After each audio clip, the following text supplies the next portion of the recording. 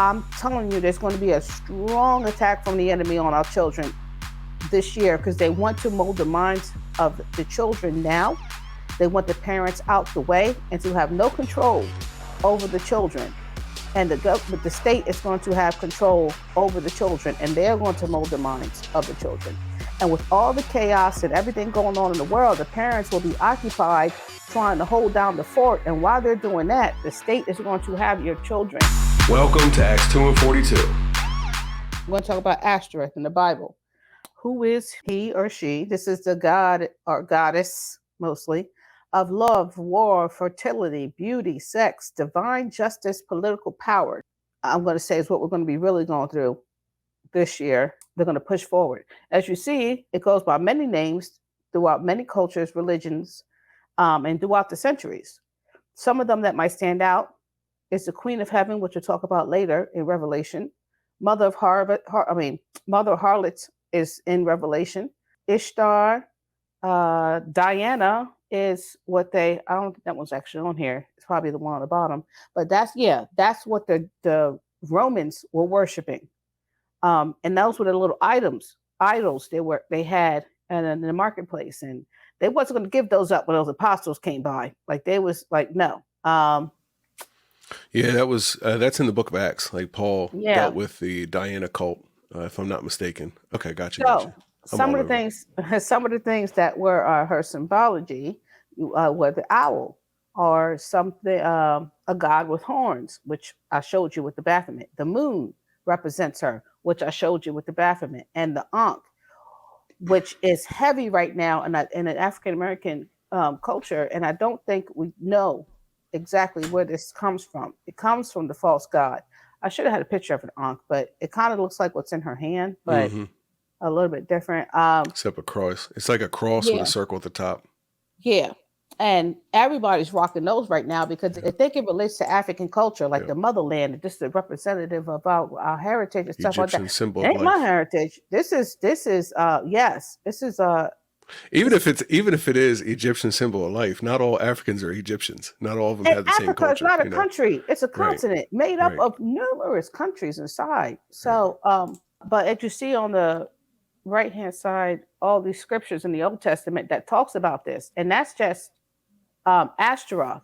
It also goes by like Astara or Ashtaroth or whatever, spelled differently, which is the same God, and that's in numerous scriptures in the Old Testament too. In the New Testament, you see it focus more on Diana. It's the same goddess. It's the same goddess. Some of the ways that she was worshipped. Oh, this is Ianna / Ishtar / Easter.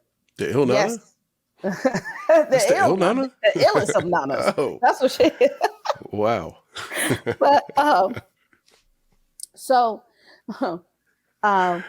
she sorry, I was sorry. I have fun with that. I'm sorry. So there's a certain like custom and culture rituals that they would do with Ishtar. And one of which was it would be this huge festival. There would be a huge party where they would take virgins and impregnate them. Okay, after which, and I'm gonna say party of impregnating virgins. Hopefully you know what I'm talking about. And then afterwards, they would take 3-month-old babies and then sacrifice them. And then they would use that blood and they would decorate eggs with them. Then it goes on to like how this huge egg falls from the sky, lands on wicker, and which we get the baskets and the wicker baskets and all that from. And they go look for these eggs that scattered abroad and all this other stuff like Ianna, Ishtar, Easter, even down to Easter Sunday, even down to sunrise service. All of it. It was like Astarte. Yeah. It was like it came through Easter. Like Anglo-Saxon. It went from these Middle Eastern or Eastern European, through to the English-speaking version of the same word, which then was translated into just Easter. So. Here in our culture, and just for reference, not that this is all about Easter. Just for those that say Easter's in the Bible, it's not. In Acts, the 12th chapter, if you look at the original text, which is in Greek, the word was Pascha. Pascha in Greek referred to Passover, the Feast of Israel, which they had the festival. And like I said, some of the ways that, what I was getting into, some of the ways that this goddess or god was worshipped was through child sacrifice, of course, death, sexual rituals, but it was also through lifestyle.